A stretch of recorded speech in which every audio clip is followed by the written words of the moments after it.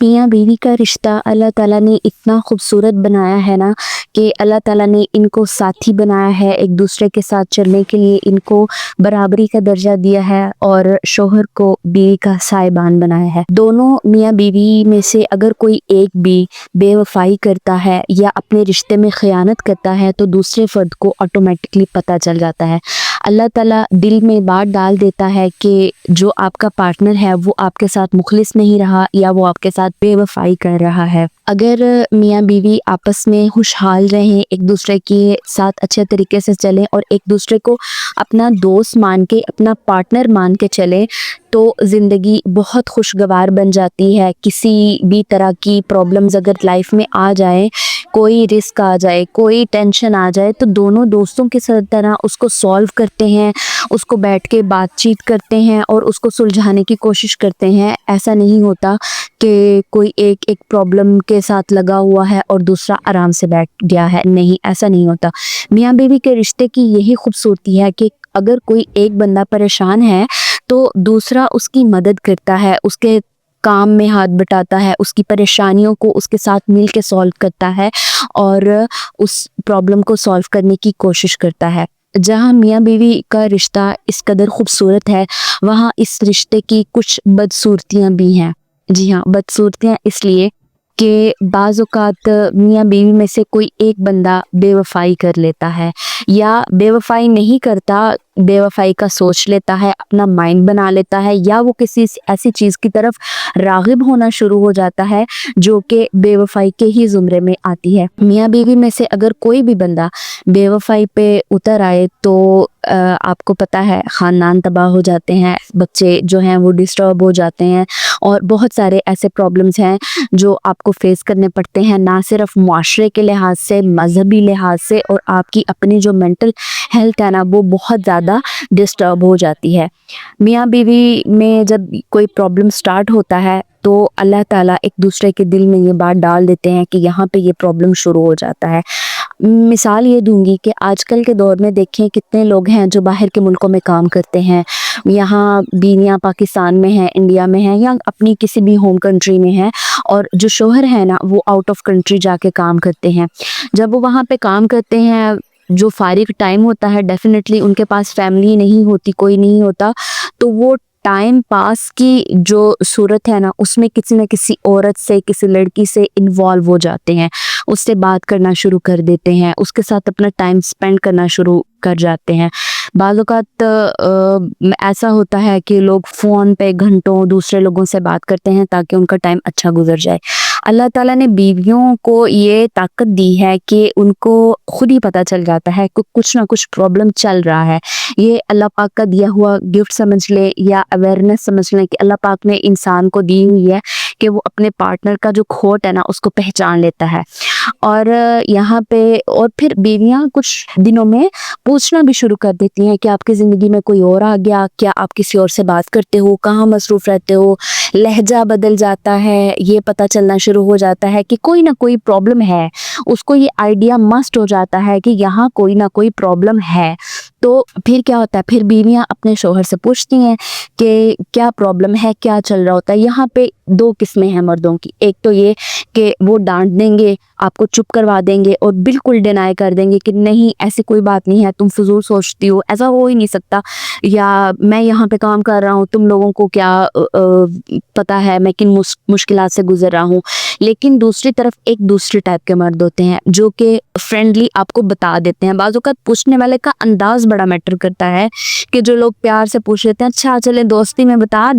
دینا اور پھر وہ بتا دیتے ہیں کہ ہاں یہ چل رہا ہے، میں ٹائم پاس کر رہا ہوں اور اس طرح کیونکہ میں یہاں پہ اکیلا ہوں، فلاں فلاں کوئی بھی ایکسپلینیشن ہو سکتی ہے۔ یہاں پہ پھر دو ریئیکشنز آتے ہیں۔ دو ریئیکشنز اس طرح سے آتے ہیں کہ ایک ریئیکشن تو یہ ہوگا کہ بیوی جو ہے نا وہ آپ سے لڑے گی، جھگڑے گی، آپ سے بات کرنا بند کر دے گی، آپ پہ شک کرنا شروع کر دے گی اور یوں کہیں گی کہ ٹھیک ہے آپ اسی کے پاس جاؤ جس سے بات کر رہے تھے، جس کے ساتھ ٹائم سپینڈ کر رہے تھے، جو تمہاری سنتا ہے، فلاں فلاں فلاں۔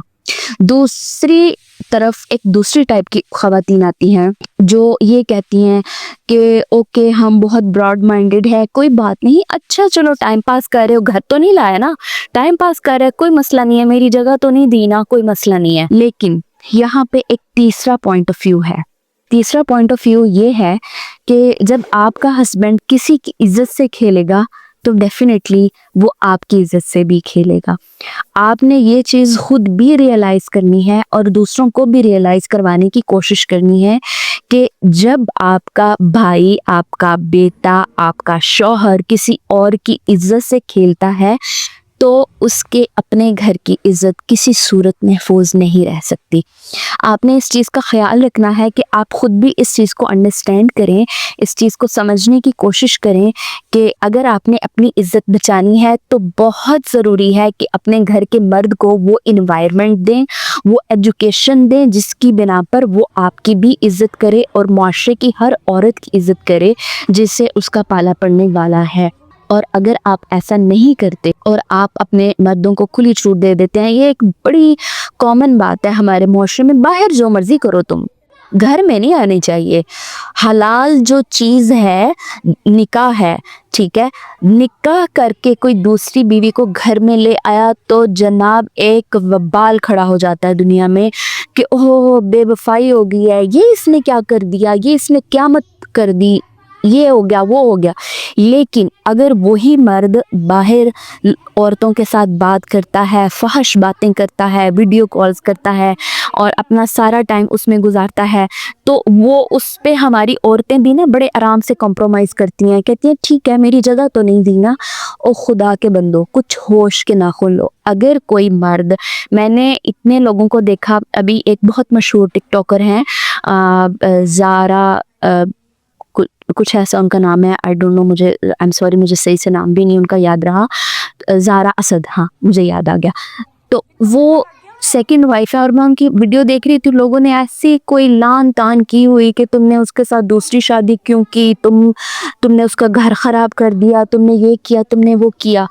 प्लीज़ अंडरस्टैंड करें, दूसरी शादी करना गुनाह नहीं है। गुनाह क्या है? जब आपका मर्द किसी दूसरी औरत के साथ इन्वॉल्व हो और आप उसको इस चीज़ की इजाज़त भी दे दें, ये गुनाह है, ये गलत है। जब आप अपने शोहर को इजाज़त देती हैं ना कि हाँ ठीक है ये मेरे पास नहीं आई, ये किसी के साथ टाइम पास कर लेता है, it's okay, it is not okay, ये बिल्कुल ठीक नहीं है। आज आपका शोहर आपके साथ बेवफाई करेगा, कल आपका भाई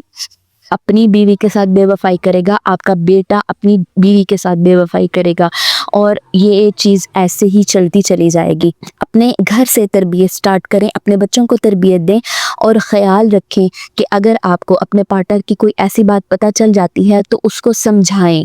क्योंकि बुराई जो होती है ना वो हमेशा लौट के अपने घर को आती है। और अपने घर को इस बुराई से महफूज करें, अपने शोहरों पे, अपने बच्चों पे, अपने बेटों पे, भाइयों पे, सब पे तवज्जो दें और उनको ये चीज़ रियलाइज़ करवाएं, उनको ये समझाएं कि अगर कोई चीज़ पसंद आ गई है, कोई लड़की पसंद आ गई है तो उसके साथ आप निकाह करो। ये टाइम पास करने वाली औरत, टाइम पास करने वाली चीज़ नहीं है। इस गुनाहों से बचें और अपने माशरे को भी इस बुराई से बचाएं। अल्लाह ताला आपको और आपकी फैमिली को अपने हिफ्ज़ व ईमान में रखे। अल्लाह ताला आपके जो साथी हैं उनको महफूज रखें और दुआ में याद रखिएगा। अल्लाह हाफ़िज़।